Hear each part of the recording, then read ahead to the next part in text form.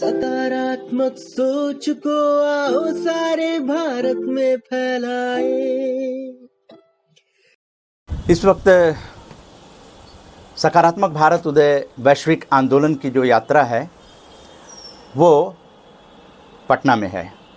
जैसा कि आपको जानकारी होगी कि हम लोग 18 अगस्त को दिल्ली से चलकर 19 अगस्त को पटना पहुंचे थे और यहाँ पर आरजेएस की जो आज़ादी का अमृत महोत्सव है, जिसकी श्रृंखलाबद्ध तैयारी चल रही है, जिसका कि 1 अगस्त से 15 अगस्त तक लगातार 15 दिन कार्यक्रम हुए, तो 21 अगस्त 2025 को साधक ओम प्रकाश जी के सह आयोजकत्व में RJS PBH RJS positive media की बैठक हुई और उस बैठक में 21 अगस्त चूँकि संयुक्त राष्ट्र संघ द्वारा घोषित अंतर्राष्ट्रीय वरिष्ठ नागरिक दिवस, तो स्वतंत्रता दिवस के अवसर पर उनके अवार्ड घोषित थे और उसे प्रदान किया गया क्योंकि फैमिली अवार्ड था साधक ओम प्रकाश जी और श्रीमती कौशल्या देवी जी को। बहुत अच्छा लगा, बहुत अच्छा इवेंट हुआ। उसमें मेदांता के आईसीयू के मेडिकल डायरेक्टर भी हम लोगों के बीच थे, साहित्यकार अर्जुन प्रसाद सिंह जी भी उपस्थित रहे और आरजेएस युवा टोली के लोग भी थे। उसमें प्रतिनिधि सरकारी शिक्षक और सक्षम बच्चों के साथ काफ़ी अनुभव प्रिंसिपल के रूप में वैभव भारद्वाज जी भी उपस्थित थे। संबोधन दिया उन्होंने, तो बड़ी वैरायटी थी उस चीज़ में कि हम लोग जो विश्व में अंतर्राष्ट्रीय वरिष्ठ नागरिक दिवस है, वरिष्ठ नागरिक किस तरह से अपने जीवन को बिता रहे हैं, उन सब चीज़ों के बारे में हम लोगों ने चर्चा की और उस चर्चा का निचोड़ ये निकला कि बुज़ुर्गों का सम्मान करने से घर में सुख, शांति और समृद्धि तीनों आती है। उससे पहले 20 अगस्त को बिहार म्यूजियम के महानिदेशक श्री अंजनी कुमार सिंह जी से भेंट वार्ता की गई, पॉजिटिव मीडिया डायलॉग किया गया और वहाँ पर जो लोग विजिटर थे उन लोगों के विचारों को लिया गया और उसमें डीपीएस नालंदा के 400 बच्चे आए हुए थे।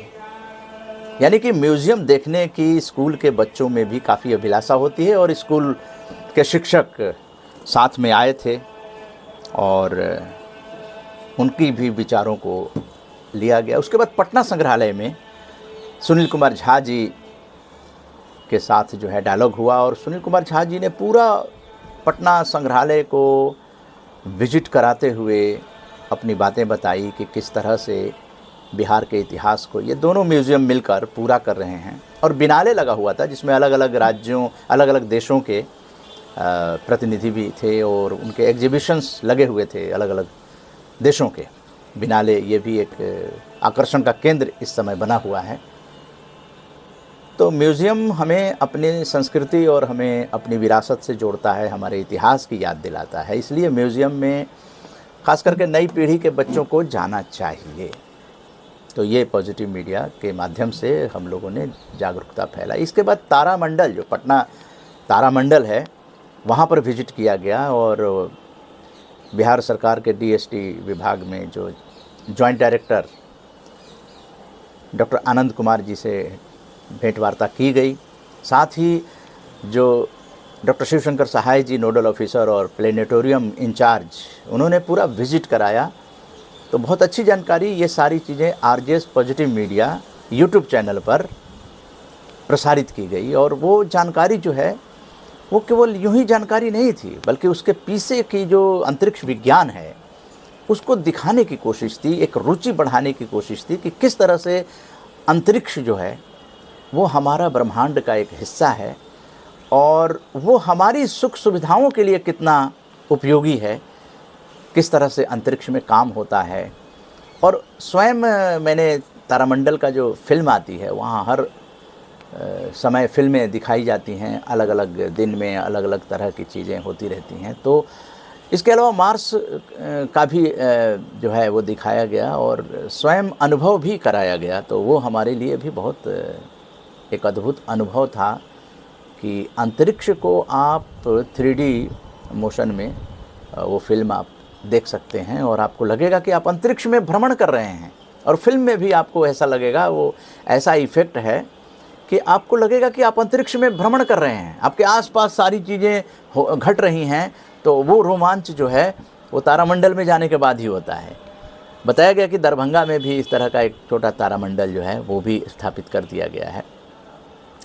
तो बच्चों के लिए ख़ास करके विज्ञान में अभिरुचि बढ़ाने के लिए तारामंडल से बड़ा कोई भी चीज़ नहीं है। और सुदीप साहू जी, आपका बहुत बहुत धन्यवाद है। और आप फेसबुक लाइव में जुड़े हैं, तो इस तरह से हम लोग जो हैं चाहते हैं कि यात्राओं के माध्यम से, परिक्रमाओं के माध्यम से, वेबिनार के माध्यम से, फिजिकल और वर्चुअल बैठकों के माध्यम से, फेसबुक लाइव के माध्यम से लोगों तक उन जानकारियों को पहुंचाएं जिनसे लोग अछूते हैं या कभी कभार वो देखते हैं। तो हम लोगों का भी एक कोशिश इस तरह की है। अब आरजेएस के प्रेरणा स्रोत इंजीनियर,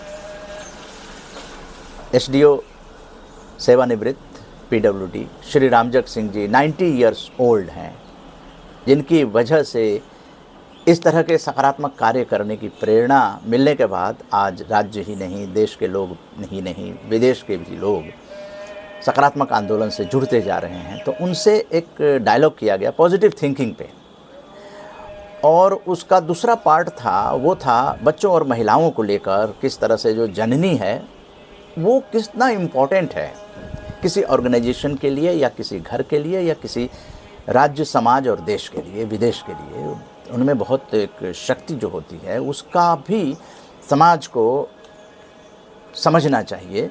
जो महिला घर में केवल काम करती है तो वो सिर्फ घर के लिए काम नहीं करती है, वो देश के डेवलपमेंट में उसका बहुत बड़ा योगदान होता है। क्योंकि उन्होंने कई उदाहरण दिए कि कई माताएं जो हैं उन्होंने अपने बच्चों को ऐसी संस्कार दिए। संस्कार पे सबसे ज़्यादा जोर श्री रामजग सिंह जी का रहा कि संस्कार अगर बचपन में मिल जाए, सबसे ज़्यादा जोर उन्होंने बचपन पे दिया कि बचपन में अगर संस्कार मिल जाए तो आरजेएस क्या कर रहा है।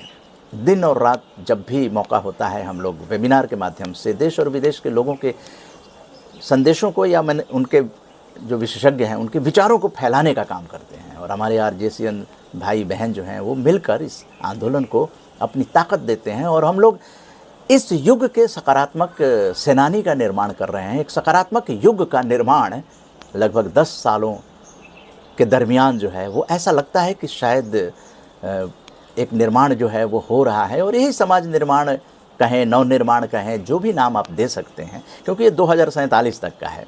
तो जो संकल्प है वही हमें आगे ताकत देता है, क्योंकि हमारे पास विज़न क्लियर है, ओनली पॉजिटिविटी नो नेगेटिविटी, ये भी एक रास्ता है। तो इस रास्ते पर चलने वाले जितने भी सक्रिय लोग हैं वो अपना अपना इतिहास निर्माण कर रहे हैं। तो मेरी तो श्री रामजग सिंह जी ने अपील भी किया कि देखिए इस तरह की चीज़ों को आपको सहयोग करना चाहिए। ये सहयोग के बदौलत जो है ये विश्व का निर्माण कर सकता है, इसमें इतनी ताकत है, पॉजिटिविटी में इतनी ताकत है। तो पॉजिटिविटी को उन्होंने एडवोकेसी करके और इन बातों को कहा। और नरेंद्र टेसर जी आपका धन्यवाद, वीर धर्म जी आपका धन्यवाद, सुदीप साहू जी भी जुड़े हुए हैं, आपका बहुत बहुत धन्यवाद।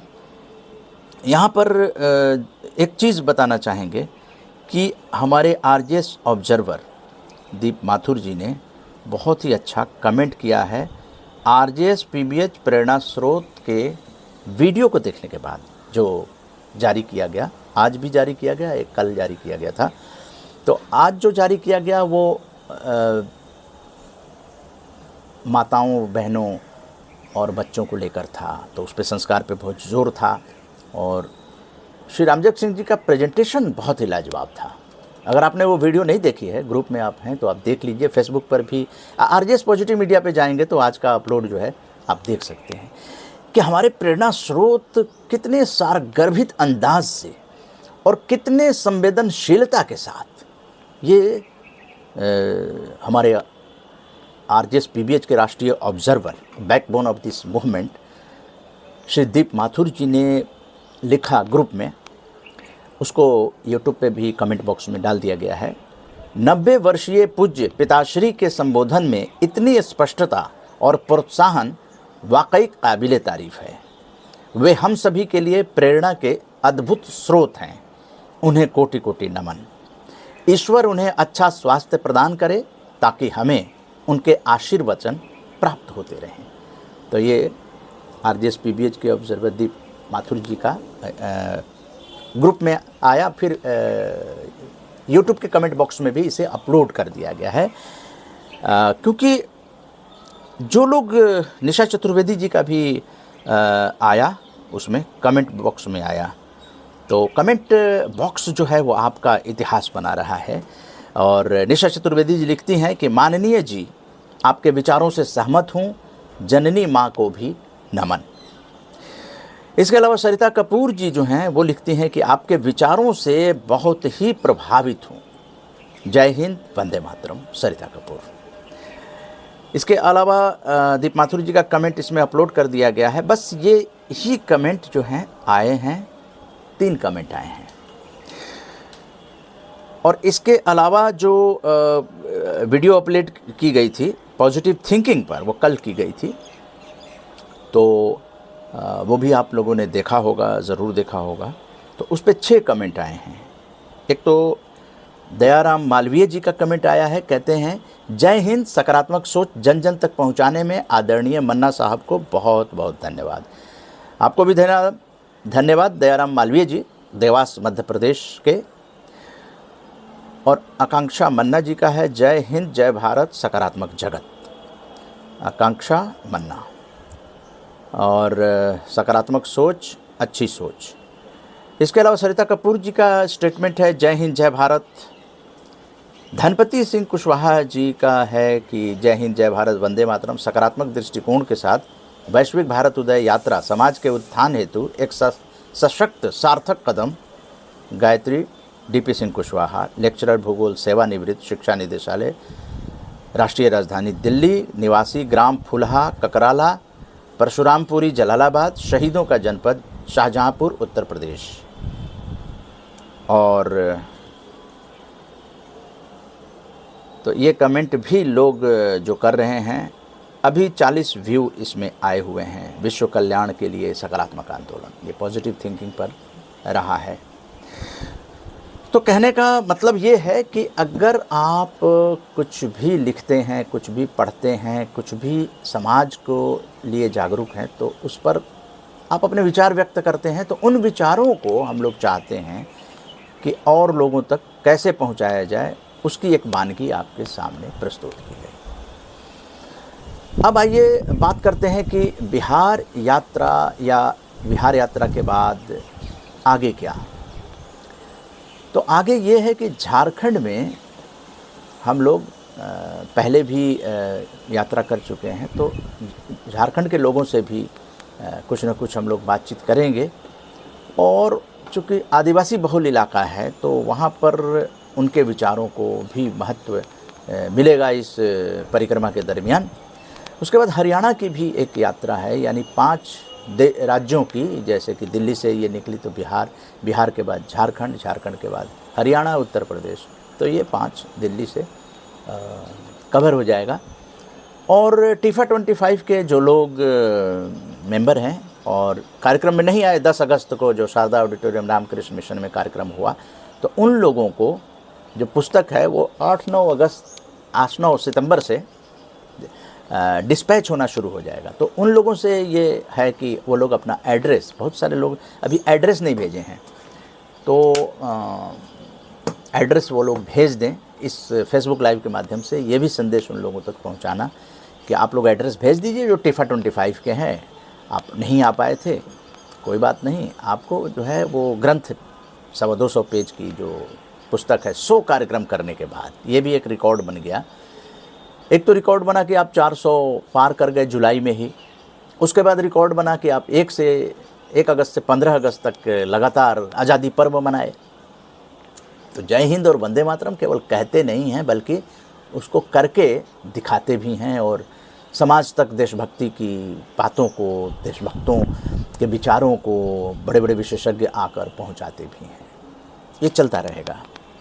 आप भी अगर कुछ करना चाहते हैं तो आपको जुड़ना होगा, क्योंकि मंच चाहिए और आपके विचारों को हम लोग देश दुनिया तक पहुंचाएंगे। और न्यूज़लेटर का भी बता दें कि न्यूज़लेटर जो है वो हम लोग लगातार प्रकाशित करते हैं, जिसमें आपके विचार जो हैं वो जल्दी लोगों तक पहुंच जाते हैं, क्योंकि 6 महीने में पुस्तक जो है राष्ट्रीय पर्व या तो गणतंत्र दिवस पर आएगी या स्वतंत्रता दिवस पर, दोनों मतलब कि 6 महीने में एक पुस्तक का संकल्प है। और अब तक हम लोगों ने 5 किताबें प्रकाशित कर दी हैं। तो इन 5 किताबों के माध्यम से भी जो सकारात्मक आंदोलन है वो लोगों तक पहुंच रहा है। तो आप लोग भी कोशिश कीजिए कि आपके विचार और आंदोलन जो हैं इसमें जुड़कर लोगों तक पहुँचें, क्योंकि अलग थलग अब रहने से ज़िंदगी जो है वो निरर्थक न हो जाए। क्योंकि man is a social animal, तो आरजेएस एक फैमिली है। इस फैमिली में अगर आप में दम है, आपके विचारों में इतनी ताकत है, तो ये एक मंच है, वैश्विक मंच है, जहाँ विश्व के लोग जुड़े हुए हैं। इंडियन डायस्पोरा जुड़े ही नहीं बल्कि वो आते भी हैं कार्यक्रम में। हम लोग उनको अतिथि देवो भव के रूप में स्वीकार भी करते हैं, उनका मान सम्मान भी करते हैं।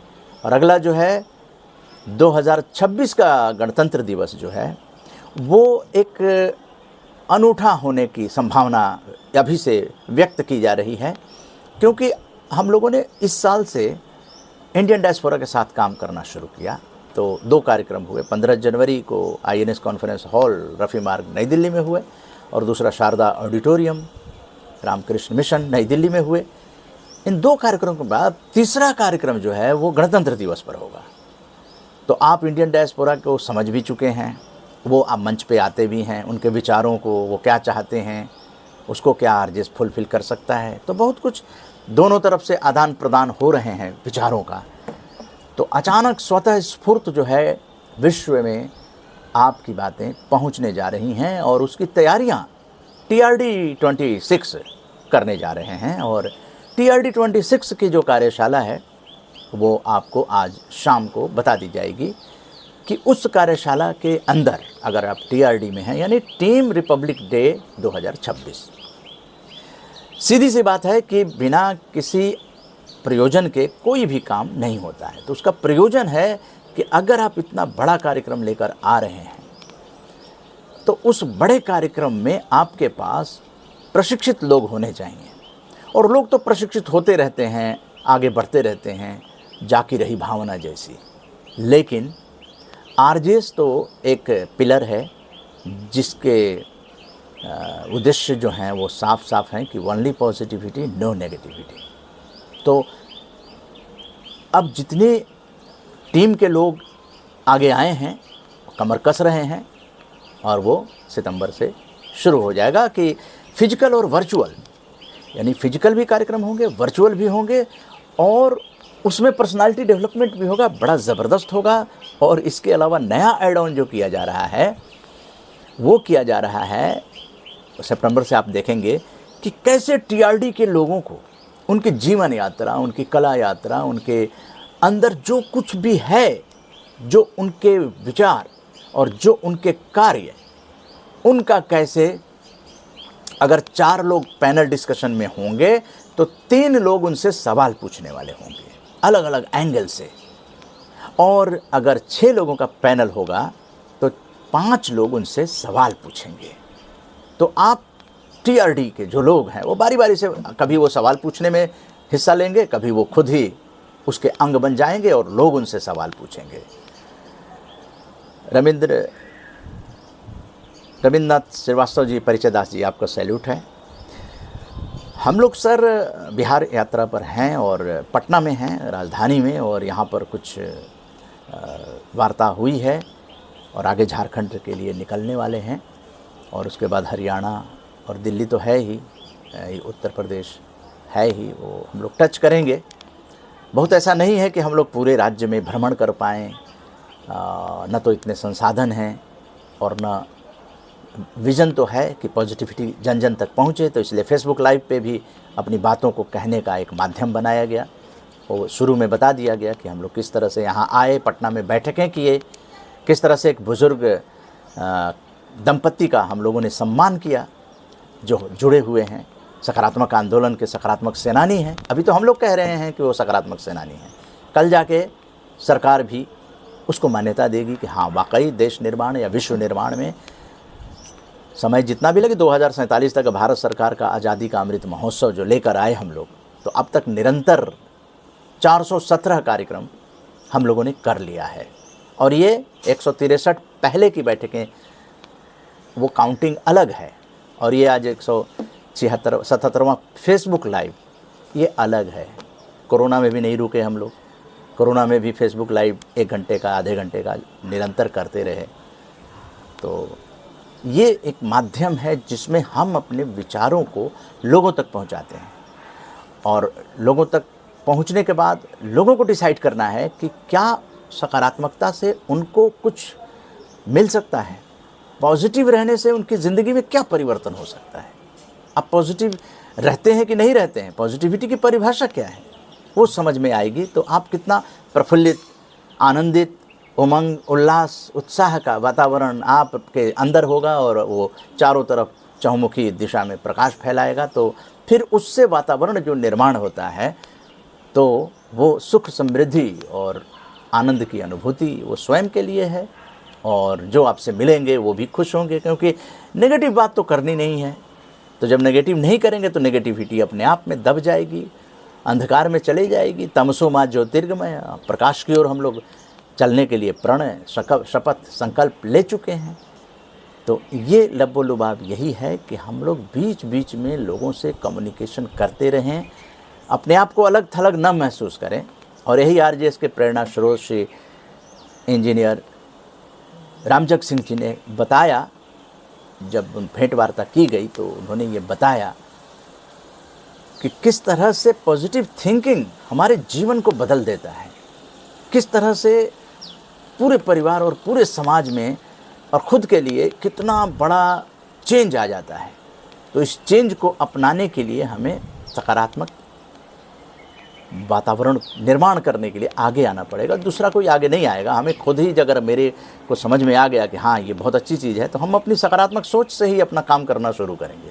तो फिर देखेंगे कि हमारे अंदर एनर्जी बढ़ रही है कि घट रही है। नकारात्मकता की क्या, हालांकि उन्होंने बताया कि पॉजिटिव नेगेटिव दोनों जीवन के 2 पहलू हैं।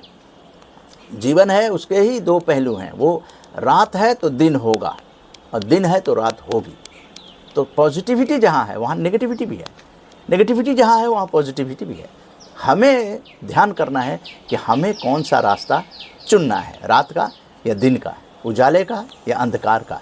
ये हमारे ऊपर निर्भर करता है कि हम किसी चीज़ को देखने का हमारा नज़रिया कैसा हो। जैसे अमूमन ऐसा कहा जाता है कि गिलास आधा भरा हुआ है। ये क्यों कहा जाता है?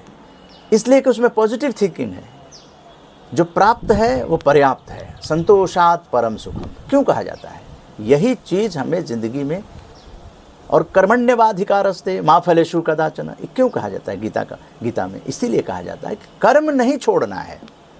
और सदगुरु कबीर साहब ने भी तो कहा, खुद अपना जीवन ही उन्होंने एक संत होते हुए उन्होंने कर्म को नहीं छोड़ा, और कर्म भी करते थे, और अपनी वाणी से जो अमृत वाणी बन गया, ऐसी वाणी बोलिए मन का आपा खोए, और उनको शीतल करे आप हो शीतल होए। और गुरु गोविंद दो खड़े काको लागो पाए, बलिहारी गुरु आपकी गोविंद दियो बताए। बहुत सारी चीज़ें हैं। कबीरा खड़ा बाजार में मांगे सबकी खैर, ना काहू से दोस्ती ना काहू से बैर। तो ये सब भी पॉजिटिव चीज़ें हैं कि हमें समाज में रहना कैसे है। इस चीज़ को प्रमोट करने के लिए लोगों को, नई नई जनरेशन आती रहती है, भटकती रहती है। खाने पीने के बारे में भी लोगों को मौसम का जो ध्यान रखेंगे तो मौसम के हिसाब से ही प्रकृति बदलाव करती है, खान पान के लिए प्रेरित करती है। और अगर आप बदलेंगे नहीं तो फिर प्रकृति बदला भी लेती है। आपने देखा कि किस तरह से प्रकृति से अत्यधिक दोहन किया गया, छेड़छाड़ किया गया, तो प्रकृति ने भी बदला लिया है। तो हमारा शरीर जो मांगता है, जीभ का स्वाद न लेते हुए शरीर की जो डिमांड है, जिससे शरीर पुष्ट बने, मौसम का ध्यान रखना बहुत ज़रूरी है। तो मौसम अगर बदला ले सकता है तो क्या जो जीव है वो बदला नहीं लेता है? हर जीव बदला लेता है। अगर उसको आप परेशान करेंगे तो एक हद तक ही सहन कर सकता है, एक इंसान भी सहन कर सकता है। नेगेटिव थिंकिंग जो है वो समाज में विद्वेष पैदा करता है।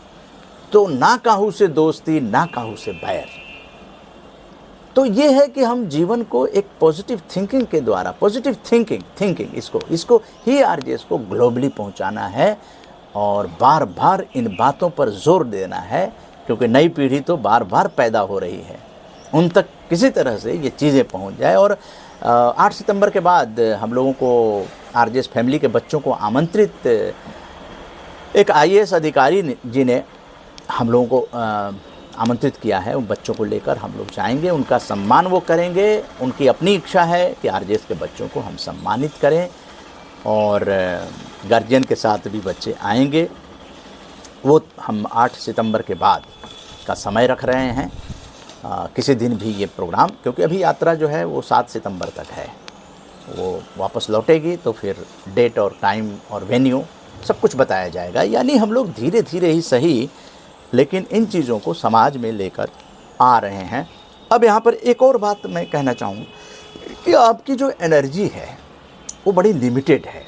जीवन भी न मिलेगा दोबारा और उसका समय भी बहुत लिमिट है। आपका बहुत सारे तो रोजी रोटी में चले जाते हैं, तो रोजी रोटी को प्राथमिकता देना बहुत ज़रूरी है। रोजी रोटी है तो आप सर्वाइव करेंगे, लेकिन उसके बाद क्या? अगर केवल पेट के लिए ही जीना है तो वो तो एक अलग जीवन है, लेकिन अगर थोड़ा सा सक्षम आप हैं तो फिर समाज के बारे में सोचना आपका फ़र्ज है। हर कोई नहीं सोच सकता है। अगर आपके अंदर बीज है तो वो सोचेगा तो कुछ खोजेगा तो वो माहौल खोजेगा। कहाँ पर कैसा माहौल? तो आपने अपने आप को डिसाइड करना है कि हमें कहाँ पर कैसा समाज मिल रहा है। अगर नेगेटिव समाज है, नेगेटिव बातें होती हैं, अगर वैसे समाज में आप सर्वाइव करना चाहते हैं तो ये आपकी अपनी इच्छा हो सकती है, लेकिन जहाँ पर ओनली पॉजिटिविटी की बात हो रही है, जहाँ आगे बढ़ने की बात हो रही है, जहाँ आपके विचारों को एक ऊंचाइयाँ देने की बात हो रही है, चाहे यूट्यूब पे लाइव हो, आप हमारे तो जितने भी पार्टिसिपेंट्स आते हैं जो वेबिनार में, केवल वक्ता ही नहीं बोलते बल्कि जो पार्टिसिपेंट्स होते हैं उनको भी 2-2.5 मिनट का समय दिया जाता है। तो ऐसा मंच बहुत मुश्किल से मिलता है जिसमें आप अपने आप को एक्सप्रेस कर सकें। अलग अलग विषय आप देखेंगे आरजेएस में, सभी महापुरुषों की ज़िंदगियों को हम लोगों ने डिजिटली किया है। और आप किसी भी महापुरुष का नाम आरजेएस पॉजिटिव मीडिया के साथ लिखेंगे यूट्यूब पर तो वो आ जाते हैं। तो ये सब कार्य जो है वो अगली पीढ़ी के लिए किया गया है, कि एक ऐसी पीढ़ी थी, लोग याद करेंगे, कि जिसने कि केवल पॉजिटिविटी का नारा दिया, पूरे वर्ल्ड में पहुंचाया और नेगेटिव बातें वहाँ नहीं होती थी। तो इन्हीं बातों को हम लोग अलग अलग माध्यमों से आप लोगों तक पहुंचाने की कोशिश कर रहे हैं। अब इसमें है कि आप लोग बहुत सारे संस्थानों से जुड़े हुए हैं, कोई बुराई नहीं है, आप अगर कैपेसिटी है आप जुड़े रहिए, लेकिन क्या उस संस्थान की रिक्वायरमेंट को आप पूरा करते हैं?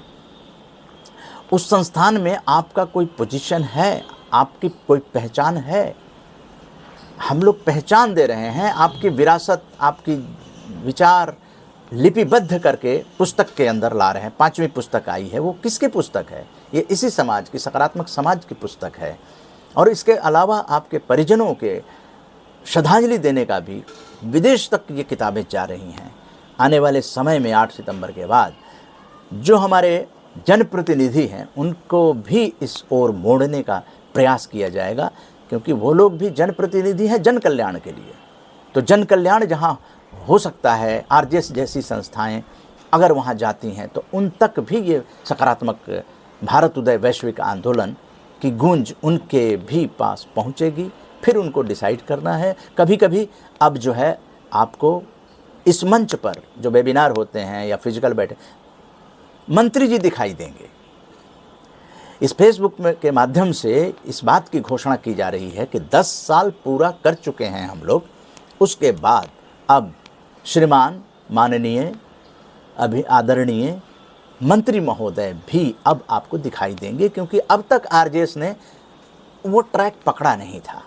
लेकिन हमारे जनप्रतिनिधि नीति निर्माता होते हैं, पार्लियामेंट में कानून बनते हैं। वो कानून बनाने वाले लोग जनता के लिए कितना अच्छा कानून बना सकते हैं, वो पॉजिटिव थिंकिंग पे निर्भर करता है। अंतिम आदमी की भलाई का कानून तो उन लोगों के पास भी पॉजिटिव थिंकिंग का एक सोच जो आंदोलन है वहाँ तक ले जाएंगे हम लोग। बाद में वो डिसाइड करेंगे कि हमें आरजेएस के मंच पे जाना चाहिए, तो निश्चित रूप से हम लोग उनका स्वागत करेंगे। ये परिक्रमा के दरमियान घोषणा की जा रही है कि अब ये 5वीं पुस्तक मंत्री जी के हाथों में जाएगी कि पॉजिटिव पीपल ऑफ इंडिया ने ये 5 किताबें प्रकाशित की हैं विदाउट किसी एनी फंडिंग, विदाउट एनी किसी एडवर्टीजमेंट। 5वीं किताब आई है, आप देखेंगे कि विदाउट एनी एडवर्टीजमेंट भी आरजेएस इतना सक्षम है कि वो किताब प्रकाशित कर रहा है। इससे पहले 4 किताबें हम लोग एडवर्टीजमेंट के सहयोग से प्रकाशित किए थे, लेकिन कमिटमेंट इज़ कमिटमेंट।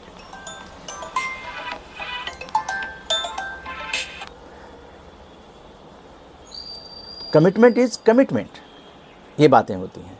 तो फेसबुक लाइव चलते रहेंगे, हम लोग आगे भी करते रहेंगे, लेकिन अब समय इजाज़त नहीं दे रहा है और हम लोग जुड़े रहेंगे।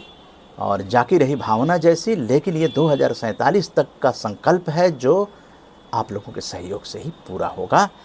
ये भारत का नहीं, ये विश्व का आंदोलन है और इस विश्व के आंदोलन के लिए हम लोग संकल्पबद्ध हैं। बेशक हम थोड़े ही हैं तो क्या फ़र्क पड़ता है, पांडव भी तो 5 ही थे। अक्षौणी सेना का क्या हाल हुआ था। तो यही नकारात्मक लोग भी ज़्यादा हैं तो क्या हुआ, कुछ लोग ही सकारात्मक मिलकर उस नकारात्मकता को ख़त्म करेंगे। नकारात्मकता को ख़त्म करने का ये आंदोलन है कि आपके अंदर जितनी नकारात्मकता है कि उसकी शक्ति सकारात्मकता में बदल गई, तो वही नकारात्मक सोच जो है वो सकारात्मक सोच की ज्वाला बन जाएगी और नकारात्मकता को वही बुझाने के लिए आगे आएंगे।